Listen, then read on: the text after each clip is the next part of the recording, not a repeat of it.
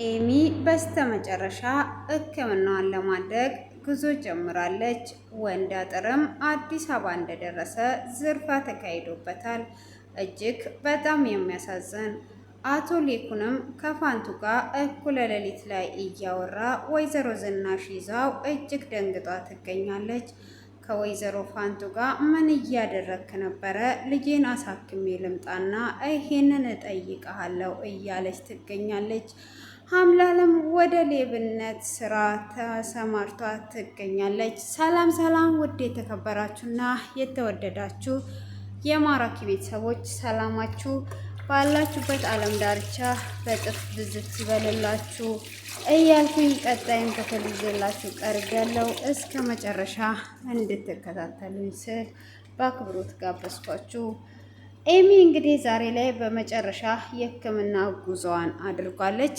በባለፈው ክፍል ላይ ትንሽ ላስታውሳችሁ፣ እናቱ ሌኩ የሽኝት እራት እና የደስደስ ነው በማለት ኑሃሚ እራት አዘጋጅቷ ጋብዛቸው እናናየም እዛ መጥቷ ሁሉንም ነገር እያወሩና እየተጫወቱ ወንድ አጥርም የቀጠሩ ሰው አላስቀምጥም ብሎት ወደ አዲስ አበባ መምጣታቸውን ተናግራ ነበረ።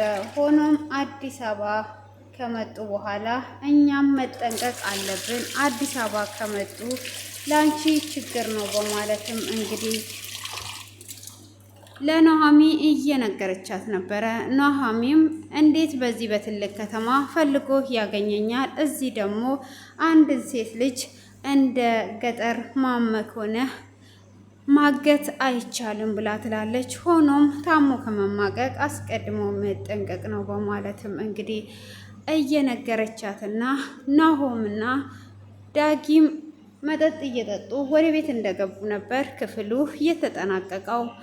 ሆኖም እንግዲህ ሁሉም ነገር አልቆ ወይዘሮ ዝናሽም ሻንጣዋን እያዘጋጀች አቶ ሌኩንም ምነው መንገደኛ አትመስይም፣ ብዙም አልተዘጋጀሽም ብሎ ሲጠይቃት አይ ይሄን ያህል እኮ አንቆይም፣ ምንም ችግር የለውም ብላ ትላለች። ዶክተሩን ጠይቄው ነበረ ቢያንስ 1 ሳምንት ትቆያላችሁ ብሎ ይላታል።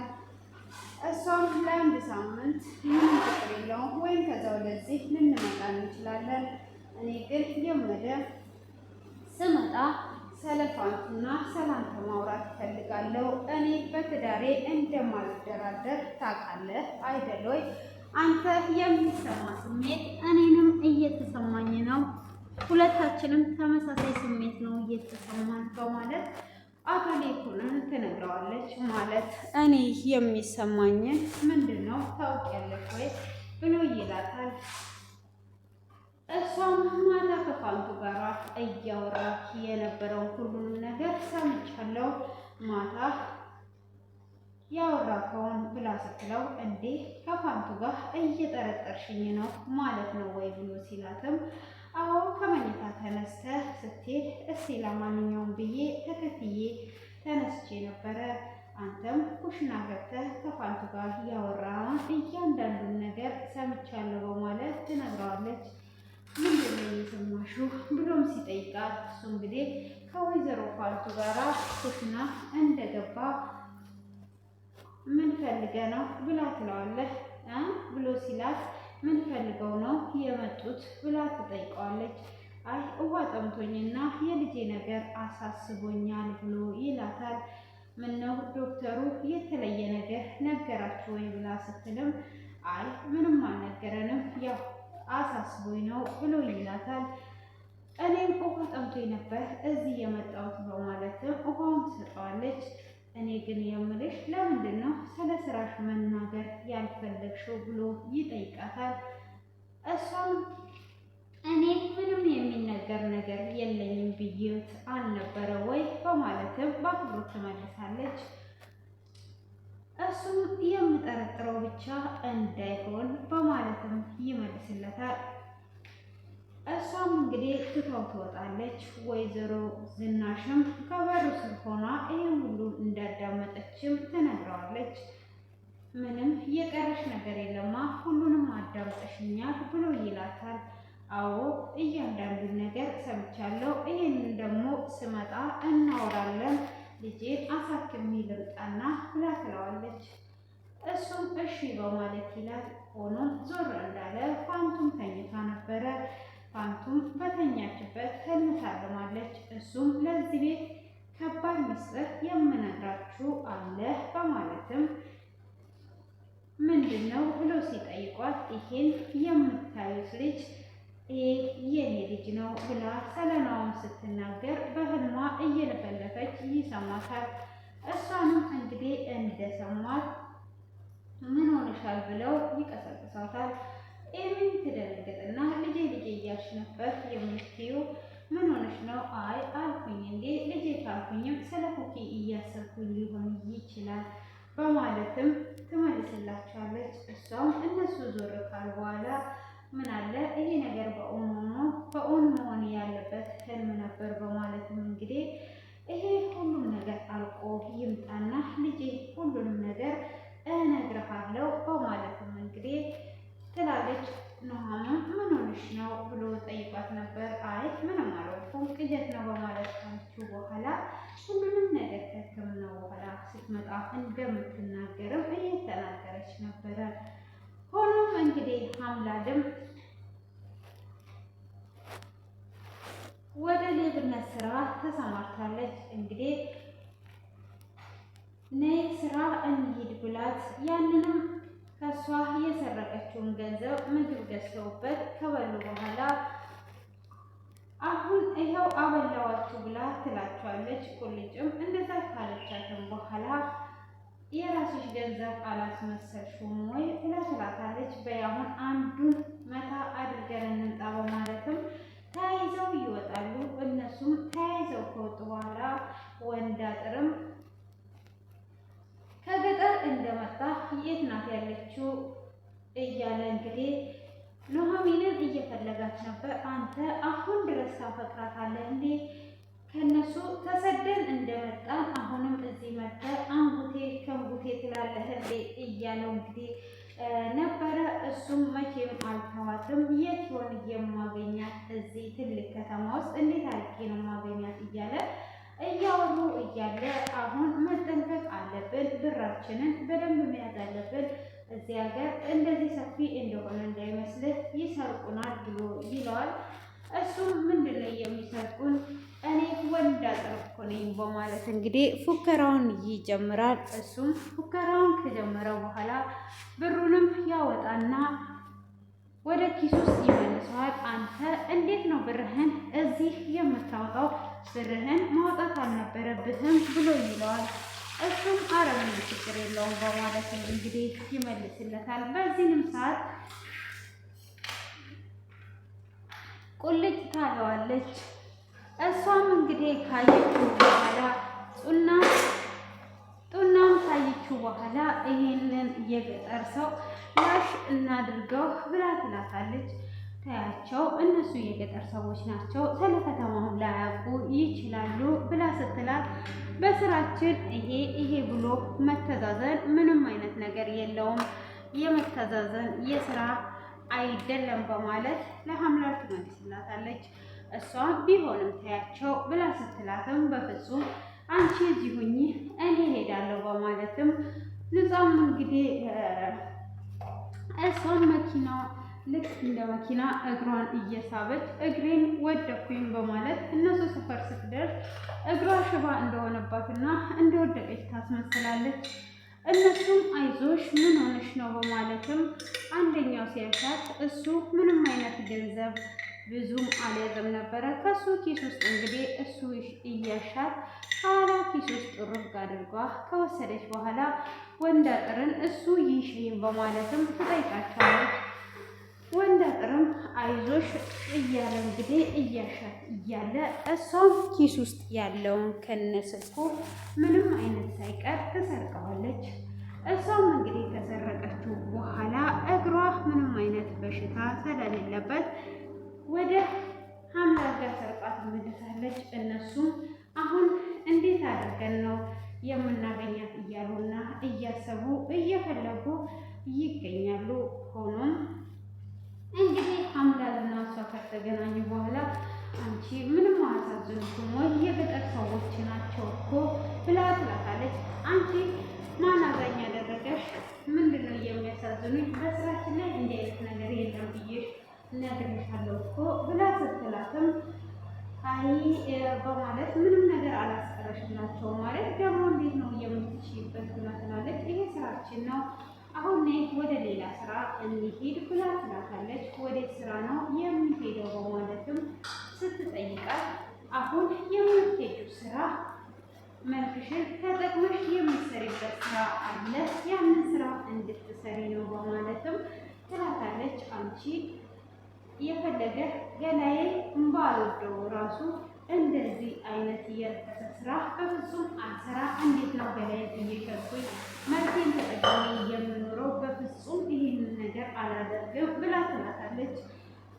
እሷም ይሄንን ማን አለሽ አንቺ? ካዲያ ገላዬን ተጠቅሜ ምን አይነት ስራ ነው የምሰራው?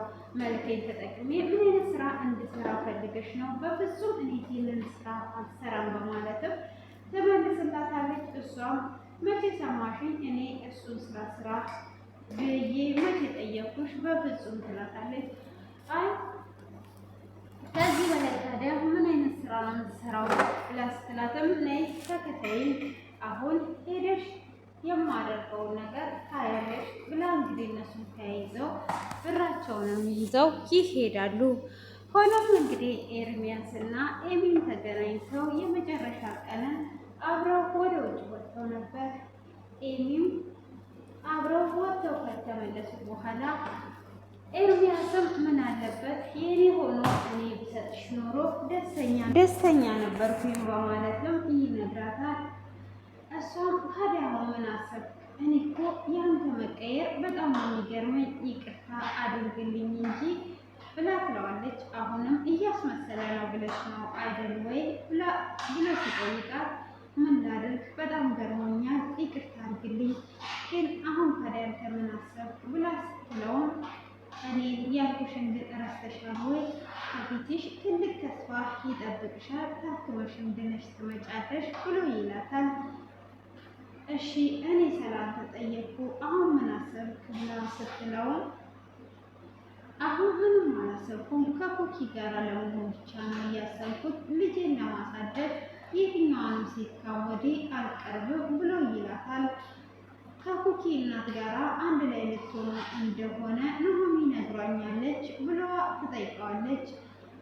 እሷም እንደዛ በምትለው ሰዓት እሱ ልጄ ፈቃደኛ ከሆነችና ልጄ የምትለኘው ሁሉ ለማድረግ ዝግጁ ነኝ ብሎ ይላታል። እሷም በዛን ሰዓት ይከፋትና ልጄን ባላስወር ኖሮ ጥሩ አባት ሆኖ ነበር አይደል ወይ ብላ ትመልስለታለች። እሷም እጅግ ከፍታት እያለቀሰች እዛ ስትል ምን እያልሽ ነው ያለሽው? አንቺ እኮ ከፊትሽ ትልቅ ተስፋ አለ፣ ገና ትወልጃለሽም ብሎ ይላታል። ምናልባት ሕክምናውን አድርጌ ስመጣ መውለድ ባልችልስ ብላ ትጠይቀዋለች። እንዴ ዶክተር እኮ ምንም ነገር እንደማትሆኝና እንደምትወልጂ ነግሮሻል ብሎ ይላታል። እንዴ ዶክተር እኮ ህይወቴን ለማዳን ለእኔ ብሎ ብዙ ነገር ዋሽቶ ሊሆን ይችላል፣ ስለዚህ ልጅስ ባወልድ ብላ ትለዋለች። እንደዚህ ማለት የለብሽም ብሎ ያባብላታል። ሆኖም መልካም ምኞቱን ተመኝቶ እንድትሄድ እየተሰናበታት ነበረ። ወይዘሮ ዝናሽም ደውላ ቶሎ ላይ መሄድ አለብን ብላ ትላታለች። እሱም እንግዲህ አርፎ እያለቀሰ የመጀመሪያ ስመጣ አንተን ነው ማየት የምፈልገው ብላ ትሸኘዋለች። እሱም እንግዲህ እኔም በርሽ ላይ ነው የምጠብቅሽ በማለት ተለያይተው ተሸኛኝተው ይገኛሉ። ሆኖም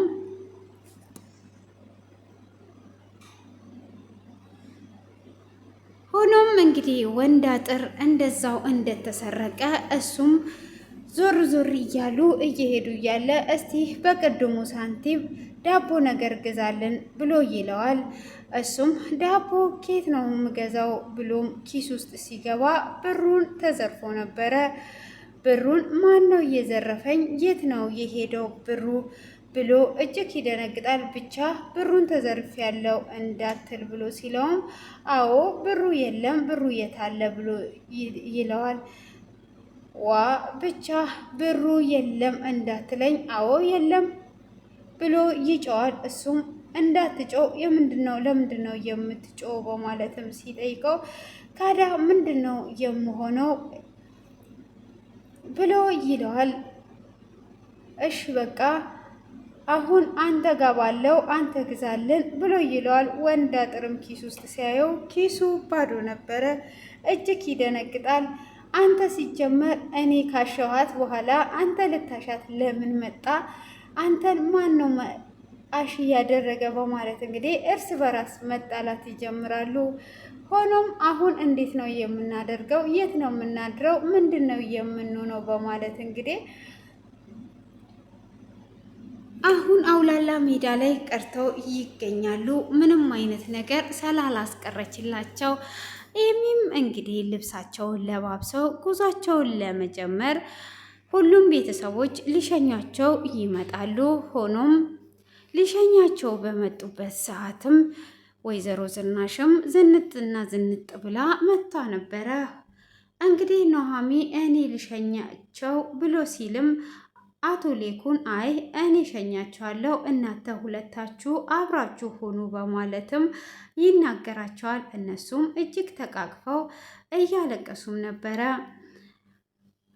ኤሚም እንግዲህ ወንድሜ ጸልይልኝ በሰላም ታክሜ እንድመጣ እያለች አቅፋው እያለቀሰችም ነበረ። ሆኖም ኑሃሚንንም አልቅሷት እወድሻለሁ አሁን ታክሜ እመጣለሁ ብላ ስትልም አታልቅሺ፣ ማልቀስ የለብሽም ድነሽ ትመጫለሽ እያለችም እያጽናናቻት ነበር። ሆኖም ዞር ብለው ሲያዩ ፋንቱ አልነበረችም። ፋንቱስ የታለች በማለት እንግዲህ ፋንቱንም ይፈልጓታል። ፋንቱም ያን የሆኑ ትመጣለች። ፋንቱንም እንግዲህ ይዘው ሰላም ብለው መልካም ምኞታቸውን ተገላልጸው አመስግነዋት ኑሃሚን ስታየው እየከፋት እያለቀሰች ወደ መኪና ውስጥ ገብታ በስተመጨረሻ እንግዲህ ተሰናብተው ጉዟቸውን ጀምረዋል። እነሱም እንግዲህ ኑሃሚንና ኑሃምም ወደ ቤት ለመመለስ ቆርጠው ተነስተው ነበረ። እንግዲህ ዳግም አልነበረም። ዳግም በጠዋት ተነስቶ ወጥቶ ነበር። እሱም እንግዲህ እንደዛ ቢሄድም እነሱም ተለያይተው ጉዟቸውን ከጀመሩ በኋላ ሀምላል እንግዲህ ከጽና ጋራ ሌብነታቸውን አካሂደው እስቲ እኔ ደክሞኛል እዚህ ጋር አረፍ ማለት አለብን በማለትም እንግዲህ አረፍ ለማለት ታስባለች። እሷም አረፍ እንዳለችም ምንም የገጠር ሰው ደግሞ ምንም አይነት ጥሩ ነገር አይዝም፣ ምንም የረባ ነገር አልወሰርንም እያለች እንግዲህ እየሳቁና እያሾፉባቸው ነበረ። ሆኖም እንዴት ነው አንቺ እንደዚህ የምትዩ? እስቲ ምንድን ነው የወሰድሽው? በማለትም እንግዲህ ስልኮቻቸውንም ሲያዩ ኖኪያ ስልክ ነበረ። ሆኖም እንግዲህ ከስልክ ውስጥም ከቦርሳ ውስጥም ባዩበት ሰዓት ፎቶ ታገኛለች። እቺ ፍቅረኛው ልትሆን ትችላለች፣ እንዴት አባቷ ነው የምታምረው እያለች እንግዲህ ጩና በምታይበት ሰዓት ወይኔ እህቱ ምናልባት ጠፍቶ አባት እህቱን ፍለጋ ብቻ መጥቶ እንዳይሆን በማለትም ትመልስላታለች። እሷም እንግዲህ እንደዛ በምትመልስላት ሰዓት እስቲ አምጪውና እኔ ልየው፣ አንቺ ከመቼ ጀምሮ ነው ማዘን የጀመርሽው? በማለትም እንግዲህ እያሰበችም ነበረ። ሀምላል እንግዲህ አሁን ላይ ማዘን ጀምራለች። እንዴት ነው ልታዝኝ እየቻልሽው? በምንድን ነው እያለች ነው። ፎቶውን ደግሞ ስታየው ፎቶ የኑሃሚ ነበረ። እጅግ በጣም ትደነግጣለች ማለት ነው። እንግዲህ ሀምላል እዚህ ጋር ምን ታደርጋለች? አሁንም ተንኮል ታስባለች ወይስ ስልካቸውን መታወቂያቸው ላይም ቢሆን ፈልጌ ደውዬ እነግራቸዋለሁ እንዳለችው ስልኩን ደውላ መልካምን ነገር ትሰራለች። እስቲ ኮሜንት ላይ ሀሳባችሁን ካሳለፈችው ህይወት ተምራ ይሆን ወይስ ደግሞ ምን አይነት ተንኮል አስባ ይሆናል የሚለውን እንግዲህ ኮሜንት ላይ እያስቀመጣችሁልኝ እስከዚህን ሰዓትን በትዕግስት ስለምትከታተሉኝ እና ሰብስክራይብ ላይክ እያደረጋችሁ ሼር እያደረጋችሁ ሁልጊዜም እያበረታታችሁኝ ነው ከልብ እያመሰገንኳችሁ። እንግዲህ ኮሜንት ላይ አስተያየታችሁን እጠብቃለሁ። እኔ እንግዲህ ከዚህ ሁሉ መከራ በጣም ብዙ ነገር ከማሳለፏ ይሄንን ነገር ተምራ ጩና ሳታይ ስልካቸውን ወስዳ ደውላላቸው ሁሉንም ነገር ትመልስላቸውና ከኑሃሚ ጋር ታገናኛቸዋለች ብዬ አስባለሁኝ ማለት ነው። እንግዲህ ይሄንን ማድረግ አለባት ብዬ ነው ማስበው እንደኔ እና ኤሚም እንግዲህ በሰላም ታክማ እንድትመለስ መልካም ምኞታችን ነው። እንግዲህ እናንተ ምኞታችሁን ኮሜንት ላይ አስቀምጡ። እንግዲህ ኤሚም ድና ትመጣለች ብዬ ተስፋ አደርጋለሁኝ። ይሄንን ይመስላል ማለት ነው። እናንተ ያላችሁን ነገር ሁሉ ኮሜንት ላይ እያስቀመጣችሁ በድጋሚ እስክንገናኝ በአዲስ ቪዲዮ እንግዲህ በጉጉት የምንጠብቀው ልብ አንጠልጣይ ላይ ነው እየቀረው። እንግዲህ በአዲሱ እስክንገናኝ ድረስ መልካም ቀን፣ መልካም ቆይታ። የእግዚአብሔር ጥበቃ ለእያንዳንዳችን ይብዛልን። ባይ ባይ።